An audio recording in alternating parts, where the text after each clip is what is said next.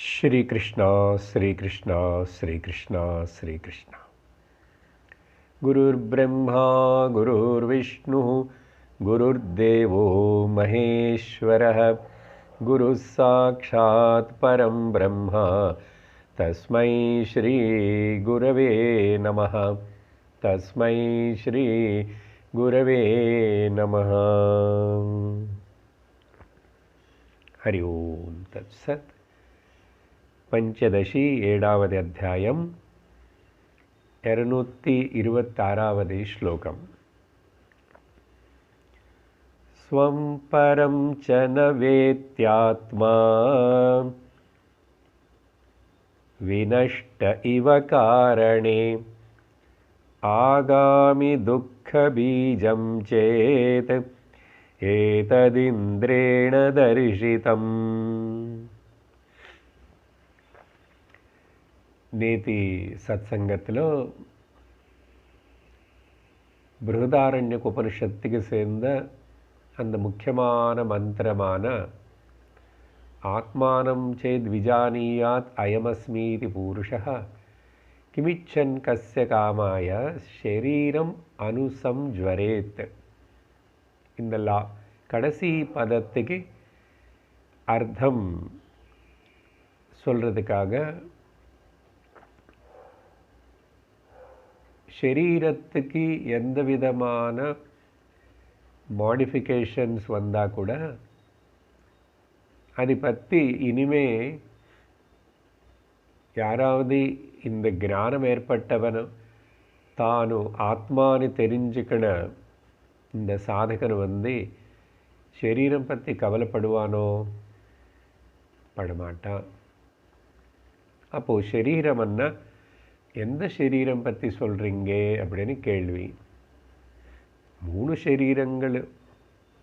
ఈ జ్వరం అనేది வந்து జ్వరమన్నా நேத்திக்கு பார்த்தோம், மாடிஃபிகேஷன், டிஃபெக்ட், அப்புறம் சேஞ்சஸ், அதெல்லாமே జ్వரம்தான். மூணு शरीரங்களுக்கு இருக்குன்னு சொல்ல தொடங்கி स्थूल शरीरत्तुक्कु என்ன மாடிஃபிகேஷன்ஸ் நடக்கும் அதில்னு சொல்லிட்டு அதை பற்றி விவரிச்சு அதுக்கு பிறகு சூக்ஷ்ம சரீரத்தில் என்ன மாற்றங்கள் ஏற்படுறது, மாடிஃபிகேஷன்ஸு, அதெல்லாமே மனசுக்கு சேர்ந்த காம குரோதங்கள். இது பேசும்போது இதில் ரெண்டுமே பாசிட்டிவ் அண்ட் நெகட்டிவ் ரெண்டுத்தனி கூட நம்ம வந்து கணக்கில் எடுத்துக்கணும் அப்படின்னு சொல்லிட்டோம். அதனால் शरीரம் பற்றி கூட சிலது நல்லதாக இருக்கிற மாதிரி இருந்தாலும் அது மாடிஃபிகேஷன் தான். ஸோ மாடிஃபிகேஷன்ஸ் అనేది வந்து மாற்றங்கள் అనేది வந்து நடந்து கொண்டே இருக்கும் शरीரத்தில். கடைசியாக 226 வந்து காரண சரீரத்துக்கு என்ன ப்ராப்ளம், என்னென்ன ஏற்படும்னு சொல்லும்போது இந்த ஜுவராசதிக்கும் இருக்கு. அதில் வந்து என்னுடைய ஸ்வரூப ஞானம் எனக்கு தெரியாமல், அது என்னன்னு தெரியாமல் இருக்கிற ஸ்வம் அண்ட் பரம் ஆல்சோ. யார் பற்றி தெரியல, எதை பற்றியும் தெரியல அப்படின்னு சொன்னால் ஜீவ ஜகத்து ஈஸ்வரா అనేది மூணு எதுவுமே தெரியல. அப்போது அந்த தெரியாமல் இருக்கிறதுக்கு பேர் where there is no knowledge, அதுக்கு பேர் ஆப்சன்ஸ் ஆஃப் த நாலேஜ் என்றோம். அப்படின்னா அக்ஞானம். ஆப்சன்ஸ் இல்லாதது வந்து எப்படி தொந்தரவு பண்ணும்? நாலேஜ் அண்ணா அக்ஞானம் அண்ணா ஆப்சன்ஸ். அந்த ஆப்சன்ஸ் இல்லாத தன்மை అనేది வந்து என்ன ஒரு பொருளா? அது ஆப்ஜெக்ட் இல்லையே. அப்போ அது ஒரு பொருளாக இல்லை, ஒரு ஆப்ஜெக்டாக இல்லை, அது வேறு ஆப்சன்ஸ்ன்னு சொல்கிறோம். ஆனால் அந்த ஆப்சன்ஸ் ஆல்சோ துக்கம் கொடுக்கறது. பாருங்க, இதுதான் இங்கே கவனிக்க வேண்டியது. இந்த காரண சரீரம் பற்றி சொல்லும்போது, நானே இல்லாமல் கொஞ்சம் நேரத்துக்கு எதுவுமே தெரியாமல், ஜகத்து பற்றியும் தெரியல, ஈஸ்வரன் பற்றியும் தெரியல, என்ன உடம்பு பற்றியும் தெரியல, நானே இருக்கிற மாதிரியே தெரியல.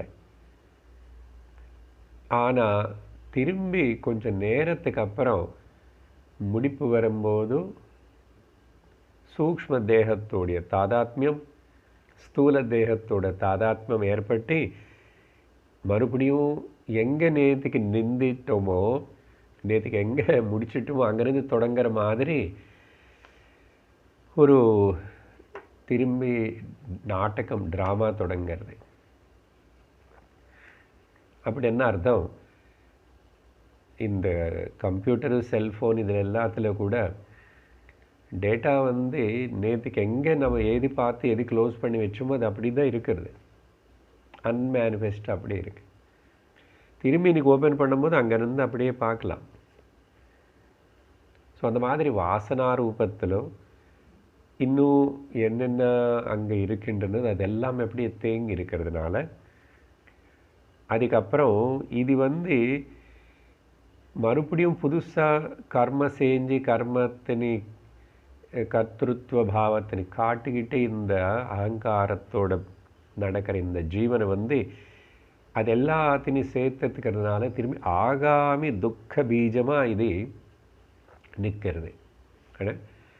மறுபடியும் நம்ம சஞ்சித கர்மத்துக்குள்ளே போய் போடுறதுக்காக, ஃபில் பண்ணுறதுக்காக ஆகாமி துக்க பீஜம்.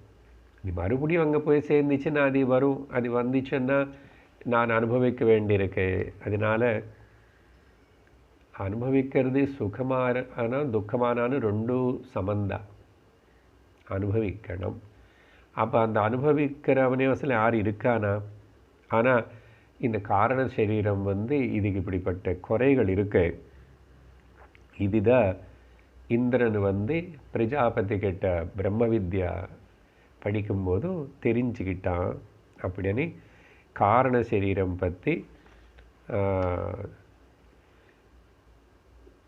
அதிகம் அஜ்ஞானம் எதுவுமே தெரியாத ஒரு நிலை அப்படி இருக்குன்னு சொன்னதுக்கு பிறகு 127வது ஸ்லோகத்தில் பாருங்க, ஏதே ஜ்வரா ஷரீரேஷு த்ரிஷு ஸ்வாபாவிகா மதாஹ வியோகே து ஜ்வரைஸ்தானி ஷரீராண்யேவ நாசதே. இந்த ஜுவரங்கள் இந்த மாற்றங்களா, ஜுவரம்னா இந்த மாடிஃபிகேஷன்ஸ் இந்த சரீரங்களில் இருக்கிறது அவசியம், எசென்ஷியல்ன்றார். எசென்ஷியல் கண்டிப்பாக இந்த 3 தேகங்களுக்குள்ள இருக்கும். அதெல்லாம் இருந்தால் தான் அது 3மே ஆக்சுவலாக எக்ஸிஸ்ட் இருக்க முடியும். அதனால் ஏதே த்ரிஷு ஷரீரேஷு 3 சரீரங்களுக்குள்ள எது நேற்றுக்கு பேசிட்டோமோ இப்போவும் பேசியிருக்குமோ ஸ்தூல சூக்ஷ்ம காரண தேகங்கள். ஏதே ஜ்வராக இதுக்கு சம்பந்தப்பட்ட அந்த மாற்றங்கள், டிசீசஸ் ஸ்வாபாவிகாக, அது ஸ்வபாவந்த அப்படின்னு தெரிஞ்சுக்கணும். ஸ்வாபாவிகாக மதாக அப்படிதான் தெரியப்படுறது. அதுதான் ஆர் நோன். ஜ்வரைஹி வியோகே, எப்போ எந்த மாடிஃபிகேஷன்ஸு அதில் அந்த 3 சரீரங்களுக்குள்ளே இல்லையோ, உண்மையாக தூ தானி ஷரீராணி, அந்த 3 சரீரங்கள் ந ஆசத்தே ஏவ, அந்த 3 சரீரங்கள் அசல் அதுக்கு எக்ஸிஸ்டன்ஸே இருக்காது, இருக்கவே முடியாது. அதனால தான் அந்த எந்த மாடிஃபிகேஷன் இல்லைன்னா அது டெட் பாடின்னு சொல்லணும். டெட் பாடியில் ஓன்லி டீகம்போஸ் ஆகிறதே தவிர வேறு எதுவுமே இல்லை. அங்கே வியாதி வராது. டெட் பாடிக்கு வியாதி இறந்து போன சரீரத்துக்கு வலிக்காது. இறந்த சரீரத்துக்கு எதுவுமே ஆகாது. எந்த வியாதியும் வராது. சுகமும் தெரியாது, துக்கமும் தெரியாது. ஸோ அது எதுவுமே மாடிஃபிகேஷன்ஸ் மாற்றங்கள் ஏற்படலைன்னா அது சத்தி போச்சுன்னு அர்த்தம். அதனால் அது இருக்கணும்னாவே இந்த மாற்றங்கள் எல்லாம் நடக்கணும். நினச்சி பாருங்க. சும்மா இப்போ குழந்தை பிறந்ததுக்கப்புறம் குழந்தை வளருதுலேன்னு வச்சுக்கோங்க. அப்படியே இருக்க பிறக்கும்போது எப்படி இருக்கும் அப்படியே இருக்கன்னா எப்படி இருக்கும்? குழந்தை வளரணும். அப்போ அந்த வளருதனே இது மாற்றம் தானே. அஸ்தி ஜாயத்தே வர்த்ததே விபரிணமத்தே அபக்ஷீயத்தே நஷ்யதி. சரியா? அதனால் இந்த வியாதிகள் இந்த மாற்றங்கள் అనేది சரீரங்களுக்குள்ள கண்டிப்பாக இருக்கணும். இருந்தால் தான் அது எக்ஸிஸ்ட் ஆகும் அப்படின்னு சொல்லிட்டு சொல்கிறார். அதனால் ஆனால் இந்த 3 சரீரங்களுக்குள்ளே ஏற்படுற இந்த வர ஜுவரங்கள் மாற்றங்களை என்ன தொடர்றதில்லை. என்ன சிதாபாசமான அனிச்சானு தொடலை. அது சொல்ல போகிறார் அடுத்த ஸ்லோகத்தில். ஸோ தொடலை. நான் இன்டிஃபரெண்ட்டாகவே இருக்கேன். அந்த 3 எதுவுமே எனக்கு சேர்ந்ததில்லை நானும். ஆனால் அது 3த்துக்குள்ளேருந்து व्यक्तப்படுத்துகிறேன் என்ன. ஸோ அதனால் என்ன அது தொடலை. நான் இன்டிஃபரெண்ட்டாகவே இருக்கேன். அதனால் என்ன இது புரிஞ்சிச்சுன்னா நேதி சொன்ன மாதிரி இந்த லோகத்தில் யாருன்னு மாற்றுறதுக்கு எதையும் எல்லாமே ஏதாவது மாறணுமனே ஏதாவது டிஸ்ட்ராய் பண்ணமனோ இந்த 3 சரீரங்களும் நம்ம எதுவுமே பண்ண வேண்டாம். அது பாட்டுக்கு அதே கிரமமாக மாற்றங்கள் ஏற்பட்டு போயிடும். அதனால் எதுவுமே வேணுமனே எதுவுமே வேண்டானே எதுவுமே அது இப்படி தான் இருக்கணும், இது அப்படி தான் இருக்கணும், மாறணும் மாறக்கூடாதுன்னு இந்த மாதிரி கட்டாயப்படுத்துகிற மாதிரி ஒரு அட்டாச்மெண்ட்டுன்னு அந்த 3 சரீரங்களுக்குள்ளே வச்சக்கூடாது. அதனால தான் பூர்ண ஆரோக்கியம் அப்படின்னா என்ன தெரியுமா? 3 தேகங்களுக்கு அதீதமாக உதாசீனமாக இருக்கிறதுக்கு பேர் தான் பூர்ண ஆரோக்கியம். ஏன்னா 3 அந்த சரீரங்களுக்குள்ள ஜுவரங்கள் தான் ஆரோக்கியம் இல்லைன்னு சொல்லிட்டோம். ஸோ 3 தேகங்களுக்கு அதீதமாக இருந்துக்கிட்டு உதாசீனமாக இருக்கிறதுக்கு பேர் தான் ஆரோக்கியம். இல்லை இந்த உதாசீனமாக இருக்கிறது இந்த பூர்ண ஆரோக்கியத்துக்கு பேரே இந்த ஞானத்துக்கே பரமாத்மா ஞானம் ஸ்வரூப ஞானம்னு சொல்லுவோம். அதனால தான் ஸ்வஸ்மின் ஸ்திதம் ஏவ ஸ்வாஸ்தியம். ஆரோக்கியத்துக்கு ஆயுர்வேதத்தில் பொதுவாக பழைய காலத்தில் பெரியவங்க வீட்டில் எல்லோரும் ஸ்வஸ்தமாக இருக்கீங்களா அப்படின்னு அர்த்தம். ஸ்வஸ்மின் ஸ்திதியில் இருக்கீங்களான்னு அர்த்தம். ஆனால் தெரியாமல் அந்த வார்த்தை உபயோகப்படுத்துகிறோம். ஸ்வஸ்மின் ஸ்திதியேவ ஸ்வாஸ்தியம். அதனால் ஆரோக்கியம் பூர்ணமானது இந்த 3 சரீரங்களுக்குள்ளே வர வைக்க முடியாது. அதனால ஸ்வாஸ்தியம் ஸ்வஸ்ததா ஆரோக்கியம்னா இந்த மாதிரி 3 எனக்கு சம்பந்தம் இல்லைன்னு ஞான ரூபமாக ஞானம் அடைஞ்சு அறிவில் தெரிஞ்சுக்கிறதுக்கு பேர் தான் பூர்ணம், பூர்ணத்துவம், அமிர்தத்துவம். அதனால் என்ன சொல்கிறாரு? இந்த விகாரங்கள் இருந்தால் இருக்கணும், இல்லைன்னா அந்த சரீரங்கள் அதுக்கு அஸ்தித்வமே கிடையாது, எக்ஸிஸ்டன்ஸே இருக்காது. அப்படி சொன்னதுக்கு பிறகு அடுத்த ஸ்லோகத்தில்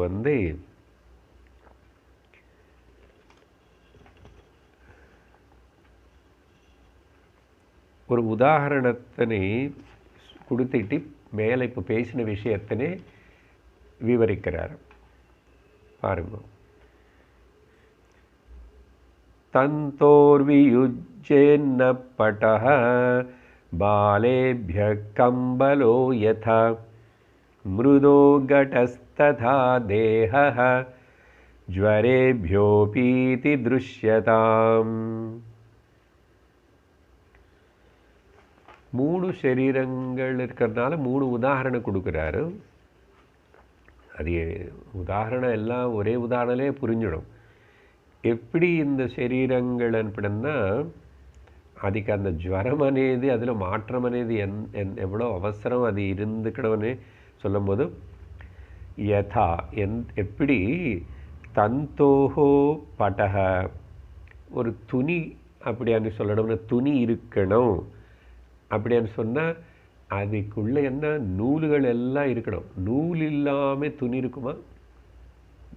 நூல் இல்லாத வேஷ்டி இருக்குமா? ஸோ எப்படி பல த்ரெட்ஸ் எல்லாம் சேர்ந்து தான் கிளாத்து. ஓகே, அதை செப்பரேட் பண்ண முடியாதோ வியுஜ்ஜதேன்னா எப்படி நூலுன்னு செப்பரேட் பண்ணி வஸ்திரம் అనేది ஒன்று இருக்குன்னு சொல்ல முடியுமா?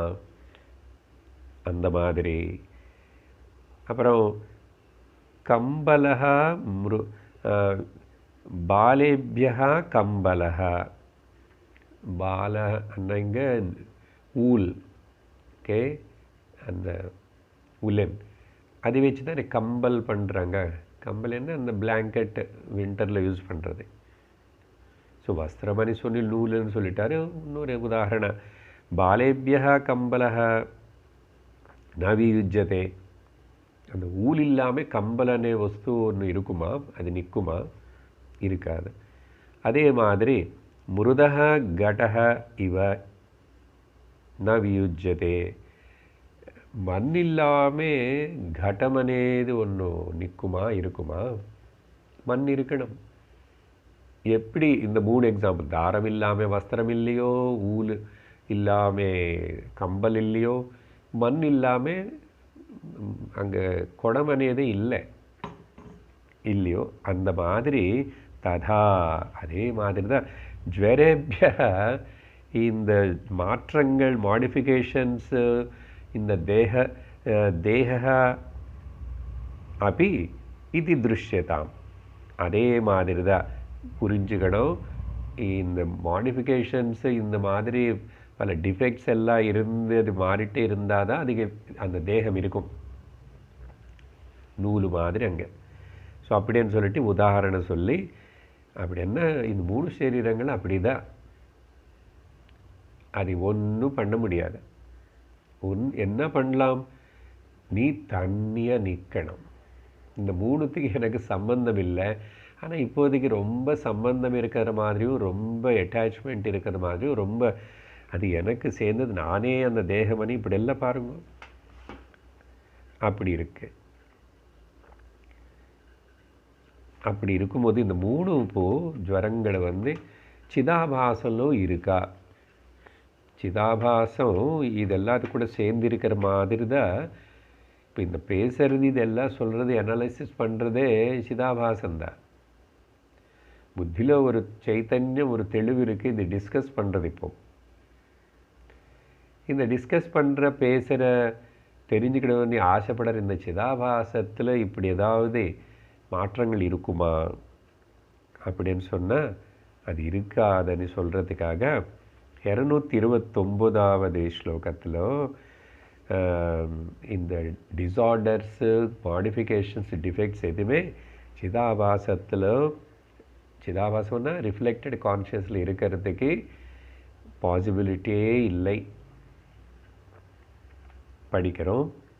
சிதாபாசே ஸ்வதः கோபி ஜ்வரோ நாஸ்தி யதश्चितः பிரகாஷைகஸ்வபாவத்வம் ஏவ திருஷ்டம் ந சேதரத். சிதாபாசே இந்த சிதாபாசத்திலோ ஸ்வதः அதுக்கு தனியாக அப்படி என்ன அர்த்தம்? வித்தவுட் தி இந்த 3 சரீரம் கூட தாதாத்மியம் ஐடென்டிஃபிகேஷன் இல்லாமல் இருக்கும்போது ஸ்வதः அதிக சிதாபாசத்துக்கு கஹ அபி ஜ்வரஹ ந அஸ்தி, எந்த விதமான ஒரு இப்படிப்பட்ட மாற்றங்கள் மாடிஃபிகேஷன் சிதாபாசனில் இருக்கிறதுக்கு வாய்ப்பில்லை. ந அஸ்தி, இல்லை. எதனால் அப்படி சொல்கிறீங்க? எதனால் அப்படி சொல்கிறீங்க? ஏன்னா சிதாபாசம் அது ஒரு ரிஃப்ளெக்ஷன் தான். ரிஃப்ளெக்ஷன் என்ன, ஒரு இல்லாதது இருக்கிற மாதிரி காணப்படுதான். ஸோ இல்லாததுக்கு போய் எப்படி அதில் மாடிஃபிகேஷன்ஸ் வரும்னு சொல்ல முடியும்? சொல்ல முடியாது இல்லையா? ஆனால் சிதாபாசம் அஜ்ஞானத்தினால அந்த சரீரங்களுக்கு கூட தாதாத்மியம் கிளைம் பண்ணும்போது, ஐடென்டிஃபை பண்ணும்போது அதுக்கு இந்த எக்ஸ்பீரியன்சஸ் நான் சுகி துக்கி அப்படின்னு சொல்லிட்டு இந்த எக்ஸ்பீரியன்சஸ் சும்மா எந்த காரணம் இல்லாமல் இது ஐடென்டிஃபை பண்ணிக்கிறது. ஃபார் நோ ரீசன் அன்ற சுவாமிஜி, எந்த காரணம் இல்லாமல் அவசரம் இல்லாமல் அதுக்கு போய் ஒட்டிக்கிட்டு அதுக்கு சேர்ந்தது எனதுன்னு சொல்லிட்டு என்னை மேலே போட்டுக்கலாமா? ஓகே, இப்போது உதாரணம் இதுக்கு ஒரு காரணம் இங்கே என்ன சொல்கிறாரு, ஸ்லோகம் முடிச்சுட்டு அப்புறம் நான் ஒரு உதாரணம் கொடுக்குறேன். ஸ்லோகத்தில் என்ன சொல்கிறான்னா, எதனால என்னன்னா சிதः பிரகாஷைக ஸ்வபாவத்வமேவ, சிதாபாசம் ரிஃப்ளெக்டட் கான்ஷியஸ்னஸ். எங்கேருந்து ரிஃப்ளெக்ஷனு? ஒரிஜினல்லேருந்து தானே, ஓசி கான்ஷியஸ்லேருந்து தான் இங்கே ரிஃப்ளெக்ஷன். அப்போது ஒரிஜினல் கான்ஷியஸ்னஸ் சுவாபாவிகமாக பிரகாசிக்கக்கூடிய சக்தி இருக்கிறது அதுக்கு. இட் இஸ் இல்லுமின்ஸ், அது தானாக பிரகாசிக்க செஞ்சுக்கிட்டு எல்லாத்தையும் பிரகாசிக்க செய்கிறது பேர் தான் விளக்கு, லைட். ஸோ கான்ஷியஸ்னஸ் అనేది ஒரிஜினல் கான்ஷியஸ்னஸ் அப்படிப்பட்டது. அதனால் சித்து ஸ்வபாவத்துவம் பிரகாஷைக்க ஏவ. அப்போது அதுக்கு பிரகாசிக்க செய்கிற சக்தி மட்டும் இருக்கும்போது எது கூட ஐடென்டிஃபை பண்ணிக்கல, எது கூட ஜாயின் ஆகலை, அது எல்லாத்தையும் தெரிவிக்கிறது. அப்போ அதோடைய ரிஃப்ளெக்ஷன் தானே. அப்போ சித்துக்கு என்ன குவாலிட்டி இருக்கின்றதோ அந்த பிரகாசிக்க செய்கிற சக்தி மட்டும்தான் சிதாபாசத்து கூட இருக்கு, தவிர சிதாபாசம் எதுக்கு ஒட்டுக்காது அப்படின்னு சொல்லிட்டு நச்ச இதரத்து. அதனால் இப்படி ஏவ திருஷ்டம் நச்ச இதரத்து. அதனால் இதுக்கு வேறு எந்த நேச்சரும் கிடையாது. சித்துக்கு என்ன இருக்கிறதோ பிரகாசிக்க செய்கிற சக்தி. இந்த சொன்னோம் இல்லையா, சூரியனுடைய பிரதிபிம்பம் கண்ணாடியில் இப்படி காட்டும்போது சூரியனுக்கு எப்படி வெளிச்சத்திலே காட்டுற குணம் இருக்கும், இந்த கண்ணாடியனே மீடியமில் ரிஃப்ளெக்ட் ஆகிற பிரதிபிம்பம் கூட அந்த வெளிச்சம் காட்டுறது. ஸோ அந்த மாதிரி தான் இதுதான் திருஷ்டம். இதுதான் புத்தி இருக்கிறவங்க, வைஸ் பீப்புள் விசாரணை பண்ணி இப்படி தெரிஞ்சுக்குவாங்க அப்படின்னு. இப்போது நம்ம உதாரணம் ஒன்று எடுத்துக்கிறோம். எதுக்குன்னா இன்னும் கொஞ்சம் கிளியராக தெரியாது. இப்போது இந்த குடத்துக்குள்ளே ஆகாயம் இருக்கு, கடாகாசம். அப்புறம் இந்த சுற்றி எல்லா இடத்துலும் ஆகாசம் இருக்கு, ஆகாயம் இருக்கு. இந்த கடத்தில் இருக்கிற ஆகாயம் நினச்சிக்கிறது, ஊகிச்சுக்கிறோம். Okay, imagine. இதுக்குள்ளே என்ன இருக்குது, கண்டிஷன்டு. நான் இதுக்குள்ளே பந்திக்கப்பட்டேன். இது ஸ்டார்ட்ஸ் இமேஜினிங். இதுக்குள்ளே இருக்கிற ஆகாயம் இமேஜின் பண்ண ஊகிக்கிற தொடங்கிறது. நான் இதுக்குள்ளே பந்திக்கப்பட்டேன், நான் ரிஸ்ட்ரிக்ட் செய்யப்பட்டேன், என்னோடய ஃப்ரீடம் எல்லாமே போயிடுச்சு, நான் ஜெயிலில் இருக்கிற மாதிரி இதுக்குள்ளே இருக்கேன். இது திறந்து இருக்கிறதுனால இல்லை, இது மூடினா கூட. இது மூடுறது என்ன, அதில் இந்த உள்ள இந்த வால் ஆஃப் தி பாட்டுக்குள்ளே கூட ஸ்பேஸ் தான் இருக்கு. ஸ்பேஸில் தான் எல்லாம் நிற்கிறது. அதனால இது இப்படி ஊகிக்க ஆரம்பித்தா எப்படி இருக்கும்? அதுதான் நம்ம கதை. இந்த சிதாபாசம் கூட இந்த மாதிரி தான்.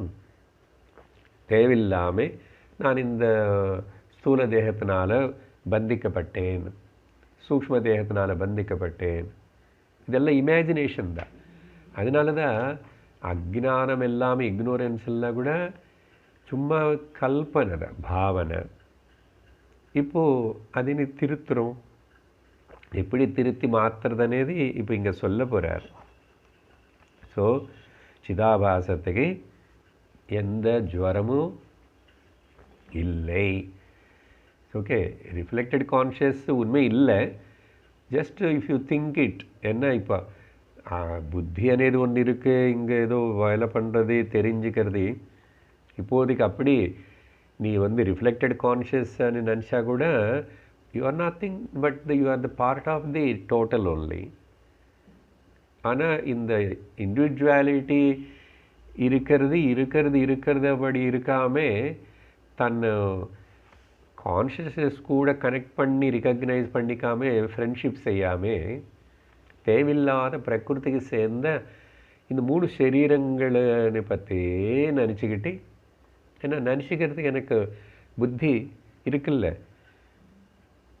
அந்த புத்தி நினச்சிக்கிறதுக்கு தெளிவாக இருக்கிறதுக்கு ஆக்டிவாக இருக்கிறதுக்கு காரணம் ஆக்சுவலாக ஒரிஜினல் கான்ஷியஸ்னஸ். ஏதோ அந்த உணர்வு ஞானம் தெரிகிறதுனேது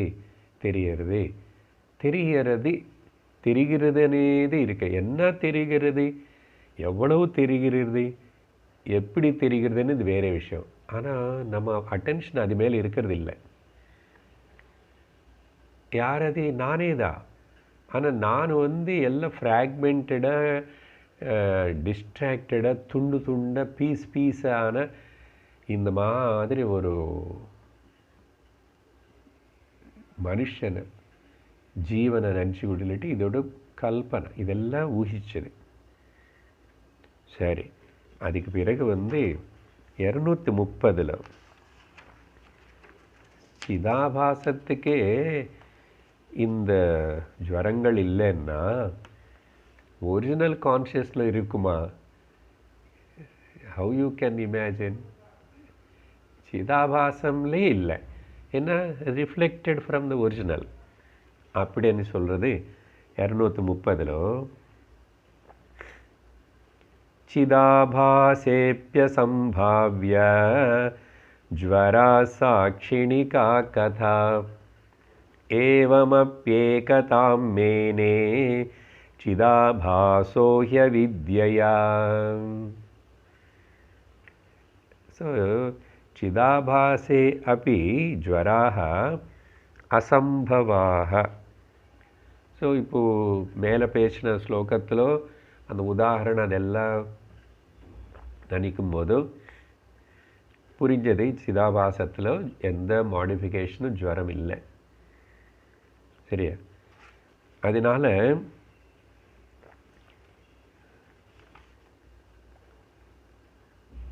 இந்த அப்போது அப்படியே இல்லாத போது ஜுவராக அசம்பவாக, இம்பாசிபிள், சாத்தியமில்லை. அப்படி இருக்கும்போது சாட்சிணிகா கதா ஏவம் அப்படி சாட்சிணிகா, அப்போ விட்னஸ் ஒரிஜினல் கான்ஷியஸ்னஸில் எப்படி இந்த ஜுவரங்கள் ஏதாவது மாற்றம் இருக்குமான்னு ஊகிக்க முடியுமா? ஓகே, ஊகிக்க முடியாது. கண்டிப்பாக அங்கே இல்லவே இல்லை. ஸோ அதனால் இந்த கண்டிஷன்டு கான்ஷியஸ்னஸ்க்கே இல்லை. அப்போது அங்கேயும் இருக்கிறது வாய்ப்பே இல்லை. ஆனால் அப்படின்னு இங்கே ஏவம் அப்படி சரி. ஹவெவர் என்னாச்சு? ஹவெவர் சிதாபாசக. இப்போது அப்போ எங்கே சார், யாருக்கு சார் நடக்கிறதுன்னு என்னமோ நடக்கிற மாதிரி இருக்கு. குழப்பம், பதற்றம், பயம், அப்புறம் பற்று எல்லாம் இருக்கிற மாதிரி. அதான் அப்போ சொல்கிறோம், எங்கே அப்படி இருந்தால் கூட என்ன ஆயிடுச்சுன்னா, இப்போது சிதாபாசः அவித்யாஹி ஏகதாம் மேனே.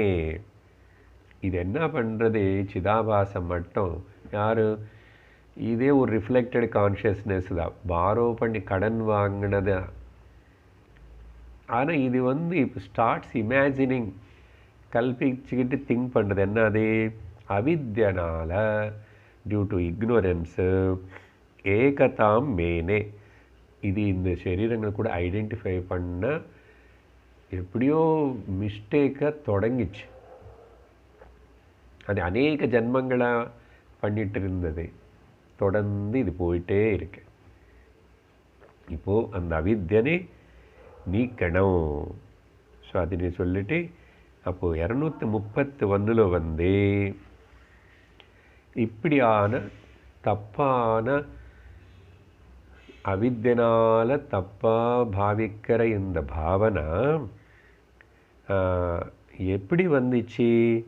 இந்த எரோனியஸ் நாலேஜ் அனுவாங்க, ஐடென்டிஃபிகேஷன்.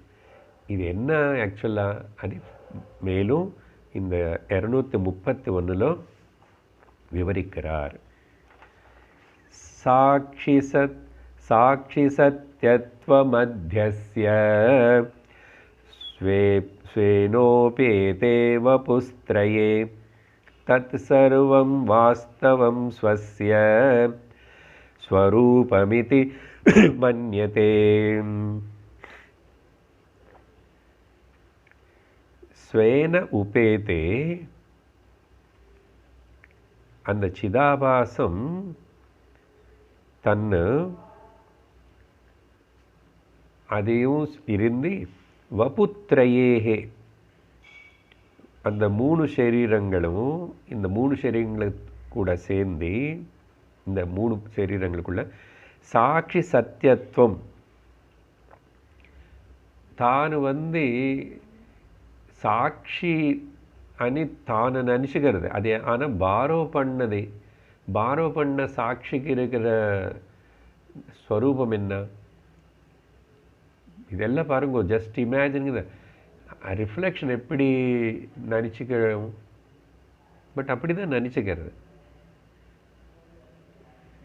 அந்த கண்ணாடியில் பார்க்குற நம்முடைய முகம் ரிஃப்ளெக்ஷன் அது தன்னை தானாக இமேஜின் பண்ணிக்கிட்டு கிளம்பி போயிடுச்சுன்னு வச்சுக்கோங்க, எப்படி இருக்கும்? அது எப்படி சார் ரொம்ப பொருத்தமாக இல்லை நீங்கள் சொல்கிறது? ஆனால் இங்கே நடக்கிறது தான் பொருத்தமாக இல்லை. ஆனால் இது சாட்சி சத்தியத்துவம், அந்த ரியாலிட்டி ஆஃப் த விட்னஸ் அசல் நிஜமான சாட்சியார் அத்தியஸ்ய சூப்பர் இம்போஸ் பண்ணப்பட்டது. சூப்பர் இம்போஸ்ன்னா ஒரிஜினல் கான்ஷியஸ்னஸ்லேருந்து கிளம்பிட்ட இந்த ரிஃப்ளெக்ஷன் இப்படி அகங்காரியாக மாறி நான் இந்த சரீரத்தில் இருக்கேன், இது ரொம்ப சத்தியம், இதுக்கு எல்லாம் அது பண்ணிக்கணும், இது பண்ணிக்கணும், என்னை ரொம்ப தொந்தரவுப்படுத்துகிறாங்க, என்னை ரொம்ப கஷ்டப்படுத்துகிறாங்க, துக்கப்படுத்துகிறாங்க, இப்படியெல்லாம் பாருங்க. இதுக்கு அந்தமே இல்லாத ஒரு கல்பனை, அந்தமில்லாத ஒரு கல்பனை, கனவுல மாதிரி. இது இப்படி அத்தியஸ்ய சூப்பர் இம்போஸ் பண்ணிக்கிட்டு தத் சர்வம், அந்த 3 சரீரங்கள் ஸ்வஸ்ய, இது எனக்கு சேர்ந்தது, நான் அதுக்குள்ளே இருக்கேன், என்னால் அது எல்லாமே இருக்கனேதுன்னா கூட பரவாயில்ல. அதனால தான் I am not in the body, body is in me. I am okay, சரீரத்து மூலமாக நான் ஒர்க் பண்ணுறேன். I am working through the body, not as the body. I am not the body, I am working through the பாடி.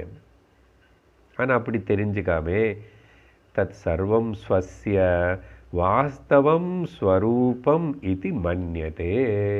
அப்பா ஆயிடுச்சு, குழப்பம் தொடங்கிச்சு. இதெல்லாமே என்னுடைய ஸ்வரூபந்தான், இதெல்லாம் எனக்கு தான் நடக்கிறது, என்ன தான் இந்த சூக்ஷ்ம சரீரம் ஸ்தூல சரீரம் அனுபவங்கள் எல்லாமே ரொம்ப ரொம்ப சத்தியம், ரொம்ப ரொம்ப இம்பார்ட்டண்ட்டு, ரொம்ப ரொம்ப உண்மை சார் அப்படின்னு சொல்லிட்டு வாஸ்தவம் ஸ்வரூபமனி இது மன்யத்தை. இது நடிச்சுக்கிறது, சும்மா கன்சிடர்ஸ். மன்யத்தை வாஸ்தவம் இல்லை, வாஸ்தவம் நினச்சிக்கிறது இல்லாதது. இப்போது இங்கே சில விஷயங்கள் வந்து நம்ம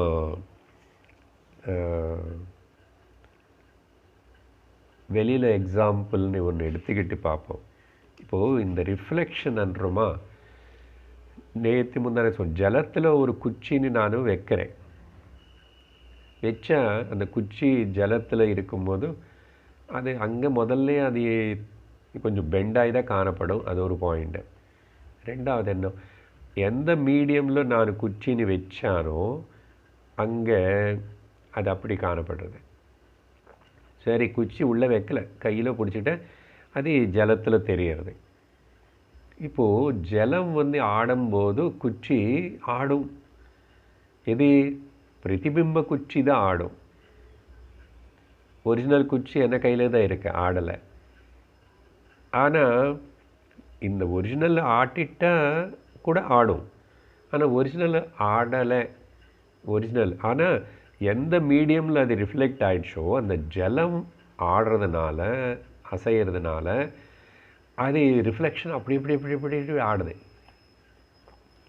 இப்போ அந்த ரிஃப்ளெக்ஷன் வந்து உள்ளே எது ஆடிட்டு இருக்கிறதோ அசைகிறதோ அது நனிச்சுக்கிறது அப்படின்னு பாவிச்சுடுங்க. என்னாச்சு? நனிச்சுக்கிறது. சரி, ஏன் இப்படி என்ன ஆட்ட வைக்கிறே அப்படின்னு சொல்லி அந்த ரிஃப்ளெக்ஷனுக்கு எந்த ஜலத்தில் அது இருந்து அந்த எந்த ஜலத்தினால் அது ஆடப்படுறதோ, தொந்தரவுப்படுறதோ, டிஸ்டர்ப் ஆகிறதோ, அந்த உபாதி மேலே நல்லா கவனமாக கேட்கணும். அந்த ஜலத்து மேலே இந்த ரிஃப்ளெக்ஷனுக்கு ஏதாவது கண்ட்ரோல் இருக்கா? ஓகே, ரிஃப்ளெக்ஷன் வந்து எந்த ஃப்ரீடம் இல்லை. ரிஃப்ளெக்ஷன் தானாக மூவ் ஆகிறதுக்கு ஃப்ரீடம் இல்லை. சரி, சுற்றி இருக்கிற பக்கத்தில் இருக்கிற ரிஃப்ளெக்ஷன் மீடியம் ஜலம் மேல் 2 பாயிண்ட். ஒன்று வந்து தானாக தனக்கு மூவ் ஆகிறதுக்கே ஃப்ரீடம் இல்லை.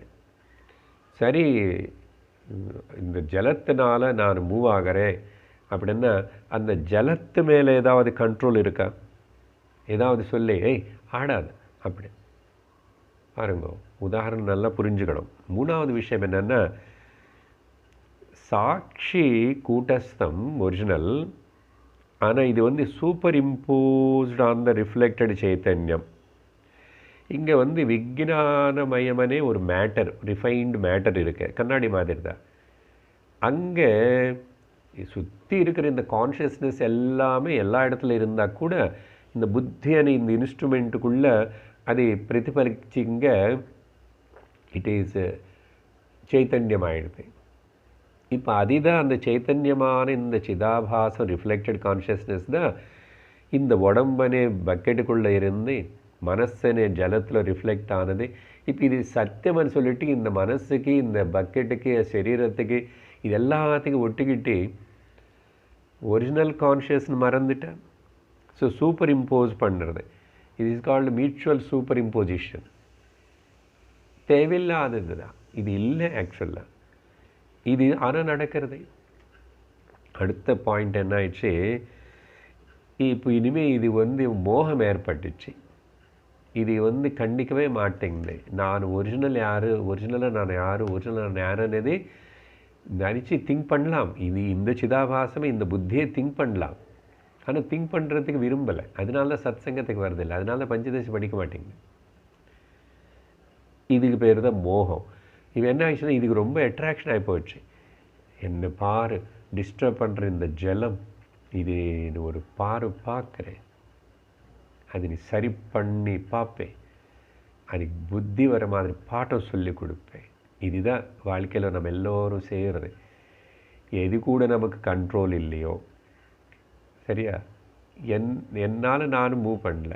அசல் அப்போ நான் யார், நானே இந்த சரீரத்து கூட இந்த ரிஃப்ளெக்டட் மீடியம் கூட ஒன்றாயிட்டு மோகப்பட்டு அனவசரமாக தேவையில்லாமல் இந்த 3 சரீரத்து கூட இதே பார்த்துக்கிட்டு இதே கவனிச்சுக்கிட்டு அப்புறம் சரி கவனிச்சுக்கிட்டேன்னா தூக்கமும் கனவு ஏதாவது கம்பேர் பண்ணி கனவு என்னது, கனவு சத்தியம் இல்லாத போது தூக்கமே சத்தியமாக எனக்கு தோணுறதே எப்பாவது சிந்திச்சியோ?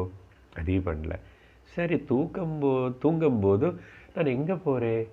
நான் பகல் நினைவில் இருக்கும்போது இவ்வளோ கவலைப்பட்டு இவ்வளோ துக்கப்பட்டு இவ்வளோ ஆசைப்பட்டுட்டு இருக்கிறவனும் அங்கே எதுவுமே தெரியாமல் எங்கே போகிறேன்? அப்படி சிந்திச்சான்னு பரவாயில்ல. இப்போ சிந்திப்போம், பஞ்சதசிக்கு வந்து படிக்கும்போது இப்போ சிந்திக்கிறோம். பட் சாதாரணமாக ஆகலை.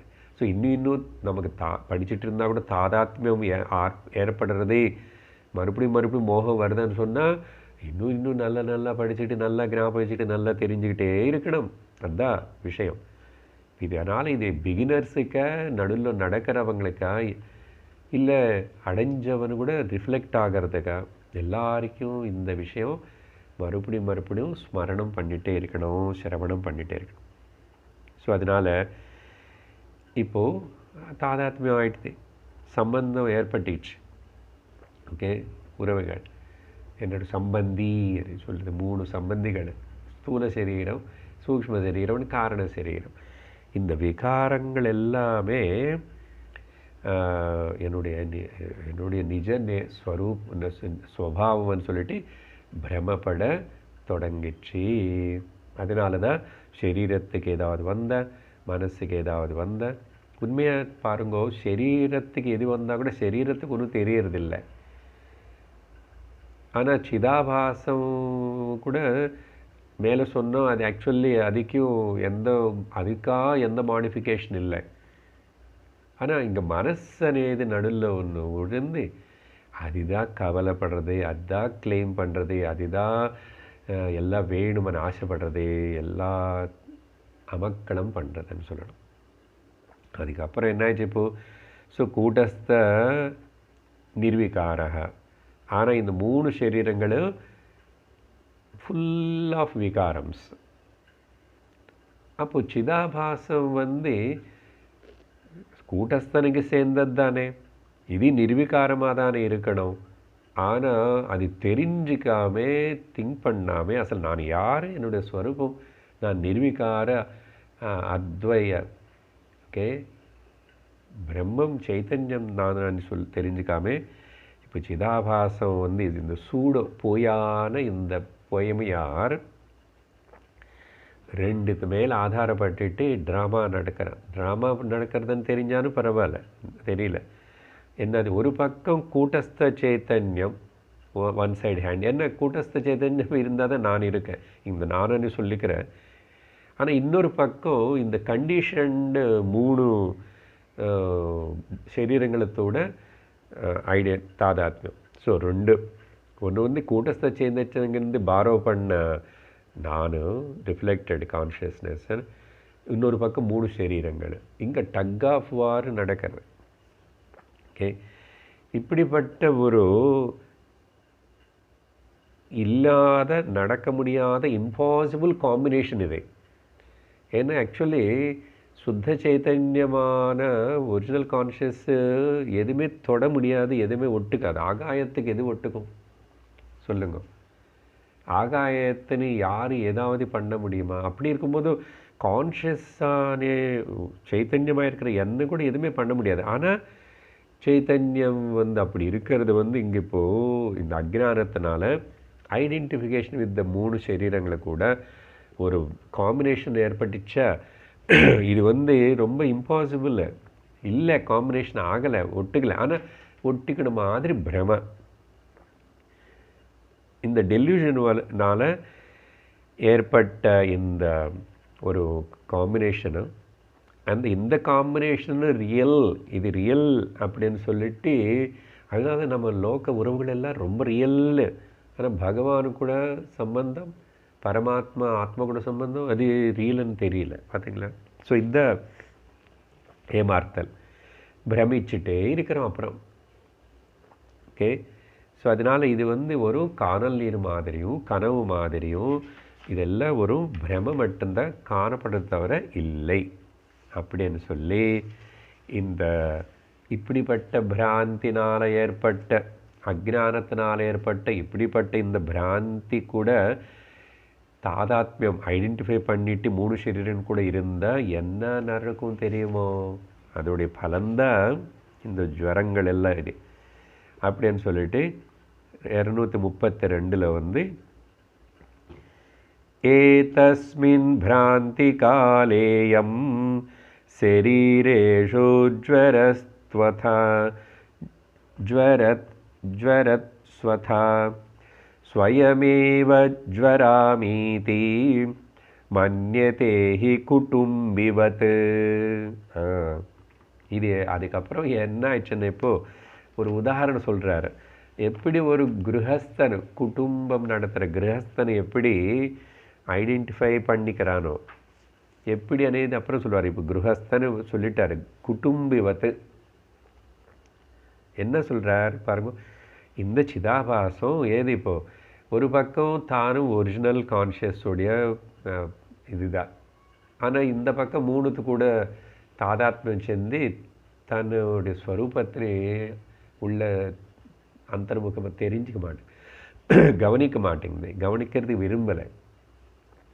அயம் இந்த சிதாபாசம் ஏதஸ்மின் பிராந்தி காலே இந்த டெல்யூஷன் ஏற்பட்டதுக்கப்புறம் இனிமே இப்போது என்ன எல்லாமே குழப்பந்தான் சர்வம்.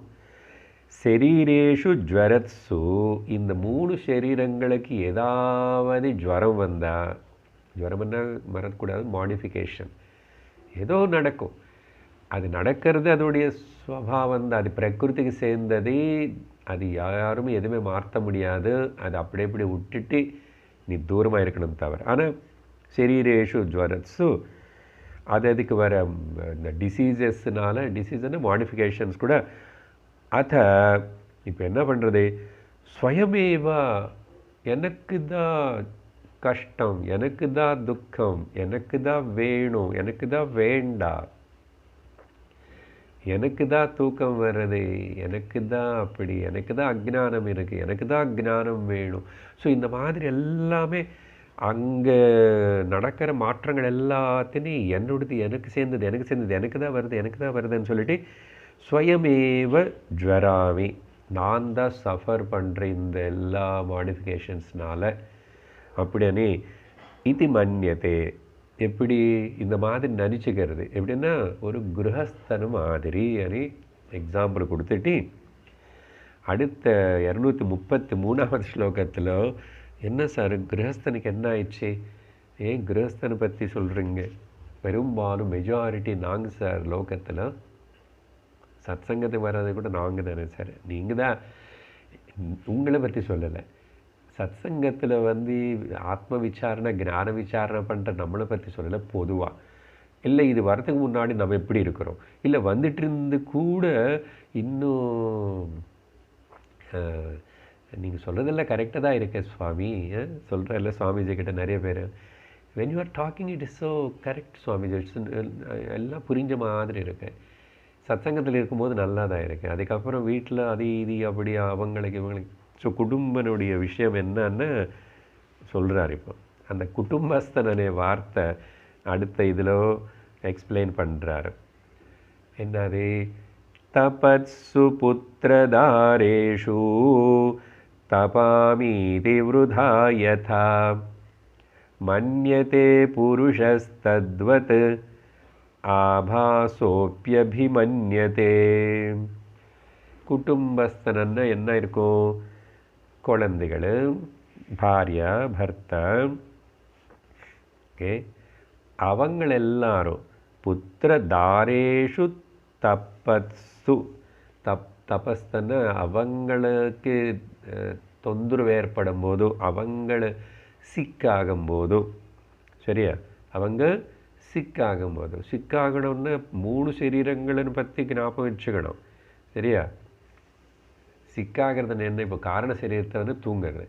சப்போஸ் எப்பவுமே வீட்டில் ஒருத்தர் தூங்குறதே விரும்புகிற, தூங்கிட்டே இருந்தால் நம்ம தொந்தரவு, நம்ம டிஸ்டர்ப் ஆகிறோம் இல்லையா? ஏன்னா எப்போ பார்த்து தூங்கிட்டு இருப்பேன், டைம்க்கு இது பண்ண மாட்டேன், அது பண்ண மாட்டேன். பாருங்க, அவனுடைய காரணம் சரி நமக்கு எஃபெக்ட் பண்ணுறது. அதே மாதிரி ஏன் இப்படி பிஹேவ் பண்ணுறேன், ஏன் இப்படி பேசுகிறேன், ஏன் இப்படி கோச்சிக்கிறேன், அவனுடைய சூக்ஷ்ம சரீரம் ஒரு ஜுரம் நமக்கு எஃபெக்ட் ஆகிறது. புத்திர தாரேஷு தபத்சு என்னாச்சு, தபாமி ஐ சஃபர், நானும் அவங்களன்னு பற்றி நினச்சிக்கிட்டு அவங்களுக்கு உள்ள வர சில மாற்றங்கள், அவங்களுக்கு வர தொந்தரவுகள், அவங்க பிஹேவியர் எல்லாத்தையும் என்ன தொந்தரவு பண்ணுறது பாருங்கோ. அதுக்கு தான் கிரகஸ்த குடும்பின எக்ஸாம்பிள் சொன்னார்.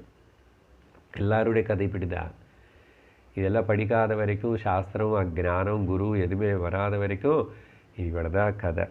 ஸோ இப்படி மன்யத்தே என்னது, தபாமி, நானும் சஃபர் ஆகிறேன், ஐ ஆம் சஃபரிங் மாதிரி இருக்கா இல்லையா? வீட்டில் யாருக்காவது குழந்தை பொண்ணுக்கு பையனுக்கு ஏதாவது ஒன்று அவனுக்கு எப்படி எல்லாத்தையும் பற்றி நமக்கு ஏதோ நம்ம ரெஸ்பான்சிபிலிட்டி, அப்பா அம்மா நான் அப்படி கவலைப்பட வேண்டாமா எல்லாத்தையும் இப்படின்னு சும்மா நம்ம ஜஸ்டிஃபை பண்ணிக்கிறோம். நம்முடைய அந்த இடத்துல கடமை செய்கிறது வேற, கவலைப்படுறது வேற. எங்கே நல்லா புரிஞ்சுக்கணும். நம்ம கவலைப்படுறோம், ஆனால் கடமை செய்கிறேன்னு நினச்சிக்கிறோம். கடைசியில் என்னன்னு, நீ அஜ்ஞானத்தில் இருந்துட்டு இப்படியே கவலைன்னு கவலையோடே போயிடுவேன். போனால் என்ன ஆகும், கவலையோடு தான் பிறக்க போகிற திரும்பி இன்னொரு சரீரம். அதனால் தபாமி இத்தி, இந்த மாதிரி விருதா அன்னெசரிலி என்ற, விருதான்னா தேவையில்லாமே. சரி, அவங்க ஏதோ பிஹேவ் பண்ணுறாங்க, அவங்களுக்கு உடம்பு சரியில்லை, மனசு சரியில்லை, ஏதோ அப்படிலாம் இருக்கட்டும், ஜஸ்ட்டு பாரு. அது அங்கே ஏதோ மாற்றம் ஏற்படுது அந்த 3 சரீரங்களுக்குள்ளே, அந்த பிஹேவ். நானே அதை பற்றி கவலைப்படணும், அதுதான் ஐடென்டிஃபிகேஷன். ஸோ இது விருதா யதா புருஷः மன்யதே. ஸோ எப்படி விருதாவாக தேவையில்லாமல் ஒரு கிரகஸ்தன் குடும்பஸ்தன் இப்படி தனக்கு சுற்றி இருக்கிற யாருக்கு இவங்க இதெல்லாம் ஏற்பட்டால், சார் சில பேர் பாருங்கள், அந்த கிரிக்கெட்டு கேமு மேட்ச்சு பற்றி எவ்வளோ கவலைப்படுறானோ, தூங்க மாட்டான், சாப்பிடவும் மாட்டான், இல்லைன்னா சாப்பிட்றது கூட தெரியாது, அதே பார்த்துட்ருப்பான், போயிச்சே அப்படின்னு. என்னடா உனக்கு இதே மாதிரி தான் கொஞ்சம் பேர் ரொம்ப இங்கே நெருங்கின இடத்துல ரொம்ப இன்டென்ஸாக இருக்கும், சில பேர் நெருங்கின இடத்துல இன்டென்ஸாக இருக்காதோ. ஆனால் இவங்களின் நாடு, மக்கள், தெரு, உலகம், கட்சி, கவர்மெண்ட் இதெல்லாம் ரொம்ப முக்கியம்.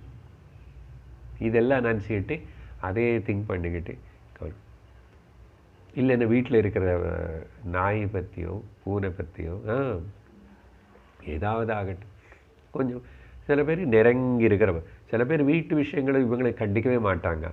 ஆனால் ஆஃபீஸு ஃப்ரெண்ட்ஸு சுற்றி இருக்கிறதுன்னா அது ரொம்ப, அது பற்றி அங்கே ஏதாவது ஆச்சுன்னா அதே திங்கிங், ஏதோ நடக்கட்டும், நீ கவலைப்படுறிய அப்புறம்.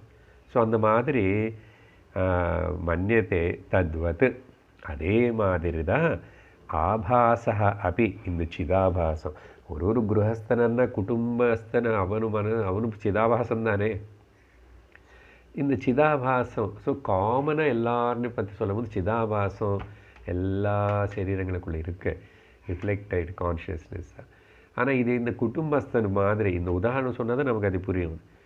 ஸோ ஆபாசா அப்படி, இந்த சிதாபாசம் கூட இந்த மாதிரி தான் அபிமன்யத்தே, இப்படி தான் நினச்சி சொல்லிக்கிட்டு ஆல் திஸ் கண்டிஷன்ஸ் எல்லாத்தையும் ஒத்துக்கிட்டு அது தன்னுடைய நேச்சரு, தனக்கு தான் நடக்கிறது, தானு இதெல்லாம் சத்தியமனி எடுத்துக்கிறது, இதுதான் அஜ்ஞானம்.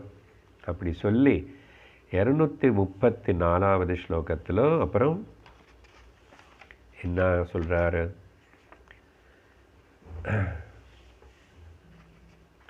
இந்த அஜ்ஞானம் தான் இப்படிப்பட்ட ஒரு ஆத்மஜானமுனால இந்த மோகத்தை நீக்கிக்கலாம். என்ன அஜ்ஞானத்தினால மோகம் ஏற்பட்டது, ஞானத்தினை கொண்டு வந்தால் இது போயிடும். ஸோ இந்த மாதிரி ஆகும்போது எல்லா ப்ராப்ளம்ஸுக்கு வாழ்க்கையில் வர்றதுக்கு காரணமே இந்த அஜ்ஞானம்.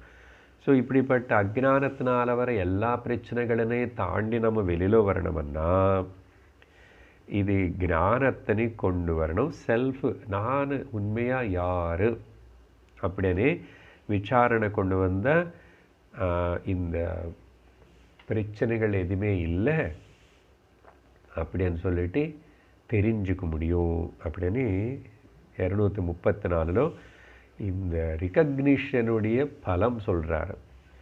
விவிச்ச பிராந்தி முஜ்ஜித்வா ஸ்வமப்யகணயன் சதா சிந்தயன் சாட்சிணம் கஸ்மாத் ஷரீரமனுசம்ஜ்வரேத். அந்த முக்கியமான வார்த்தை கிட்ட வந்துட்டார் பார்த்தீங்களா. இந்த 3 சரீரங்களை பற்றி இருக்கிற கவலை, தொந்தரவு, பற்று, அட்டாச்மெண்ட்டு, ஐடென்டிஃபிகேஷனு, இதெல்லாத்துக்கு பேர் ஜுவரம். ஸோ இது எப்படி போகும்? விவிச்ச, ஒரே ஒரு வழி விசாரணை பண்ணணும். விவிச்ச வார்த்தை நேற்று 2 நாளில் பல ஸ்லோகங்களில் சொல்கிறார். விவிச்சன்னா விபஜனை பண்ணி பிரித்து, ஓகே, பொறுக்கி எடுத்துடு. இது என்ன அது என்ன தனி பண்ணும். ఓకే, తిల తండుల న్యాయమని శాస్త్రంలో ఉదాహరణ. ஒரு பையனை வந்து கடைக்கு அனுப்பிச்சிட்டாங்க அவங்க அம்மா. போயிட்டு கொஞ்சம் இது ஜிஞ்சிலி, ஓகே, நெல் கொண்டு வா, அப்புறம் கொஞ்சம் அரிசியும் கொண்டு வா. அவனை 2 பேக்கெட்டில் கட்டி கொடுத்துட்டான். இவன் சைக்கிள்லேயோ நடந்து இப்படி ஆட்டிக்கிட்டு வரும்போதோ 2 பேக்கெட் உடஞ்சி போய் 2மே கலைஞ்சு போச்சு. ஸோ திலத்தண்டுல நியாயம் அப்படின்னா இது பிரிக்கணும்னு. இப்போ இது தில, அது வந்து தண்டுலவன்னா அரிசி.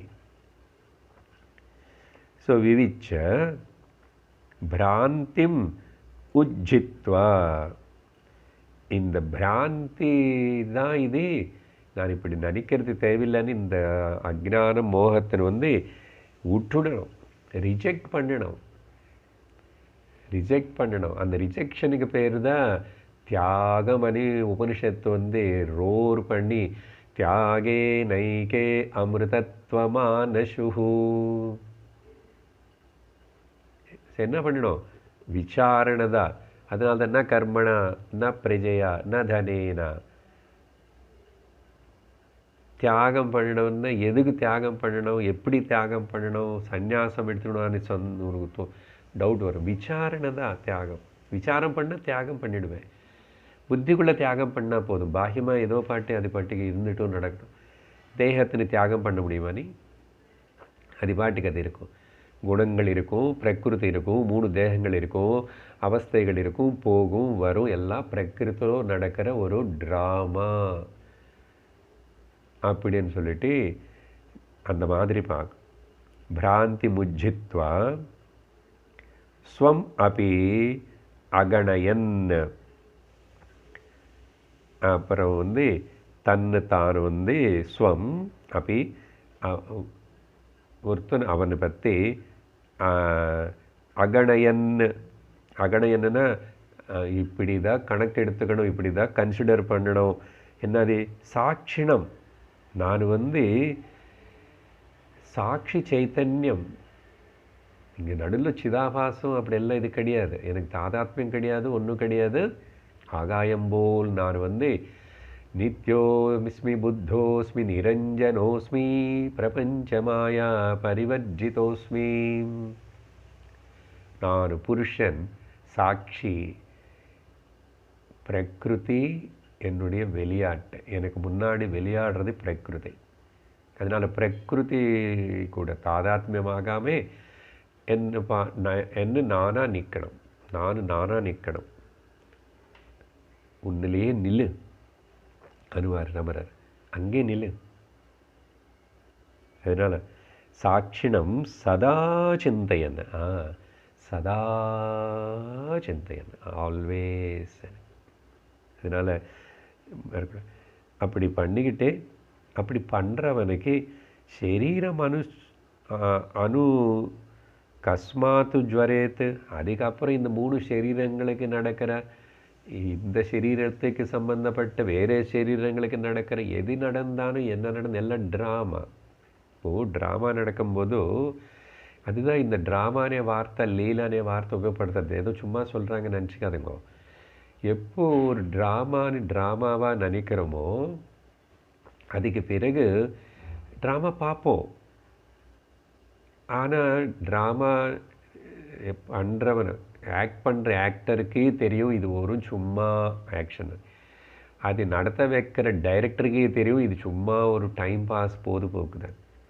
அது பார்க்குற ஆடியன்ஸுக்கே தெரியும் இது வந்து ஜஸ்ட் என்டர்டெயின்மெண்ட் ட்ராமானு. ஸோ எல்லாருக்கும் இது ட்ராமானு எல்லாருக்கும் தெரியும் போது அது ட்ராமா தான். அதை பற்றி யாராவது கவலைப்படுறாங்களோ? வாழ்க்கை என்பது கூட அப்படி தான், ஒரு ட்ராமா நடக்கட்டும், சும்மா பாரு. Be as a witnesser and உதாசீனம். அப்படி இருக்கிறவனுக்கு இனிமே ஏதாவது இந்த வரி இருக்குமா? இருக்காது. கனவு பார்க்குறவனுக்கு இது இமேஜின், ஜஸ்ட்டு பொதுவாக நடக்காது. கனவு பார்க்குற எனக்கு கனவு நான் பார்க்குறேன்னு தெரியறதே, ஆனால் கனவுல தெரியறதில்ல. பொதுவாக ஜஸ்ட் இமேஜின் பண்ண சொல்கிறேன். கனவுன்னு பார்க்குற எனக்கு இது கனவு தானே தெரிஞ்சிட்டே கனவு பார்த்தா எப்படி இருக்கும்? அதுதான் இப்போ சொன்னேன். இந்த ட்ராமானு வந்து இது ட்ராமான்னு சொல்லிட்டு நினைவுல நடக்கிற ஒரு கனவு தான் இதுன்னு சொல்லிட்டு நினைவுல இருக்கும்போது அந்த கனவுன்னு வந்து அது இது பார்க்குற சக்தி பேர் தான் ஞான நிஷ்டை. நாளைக்கு மேலும் எப்படி இந்த அஜ்ஞானத்தினி இப்படிப்பட்ட பிரமணிலிருந்து விடுவிக்கப்படணும் அப்படின்னு சொல்லிட்டு இனிமே நிறைய சாதனா விஷயமாக சொல்ல போகிறார். ஓம் பூர்ணமத பூர்ணமிதம் பூர்ணாத் பூர்ணமுதச்யதே பூர்ணஸ்ய பூர்ணமாதாய பூர்ணமேவாவசிஷ்யதே. ஓம் சாந்தி ஷாந்தி ஷாந்தி. ஹரி ஓம் ஸ்ரீ குருப்யோ நமः. ஹரி ஓம். ஹரி ஓம். தத்சத்.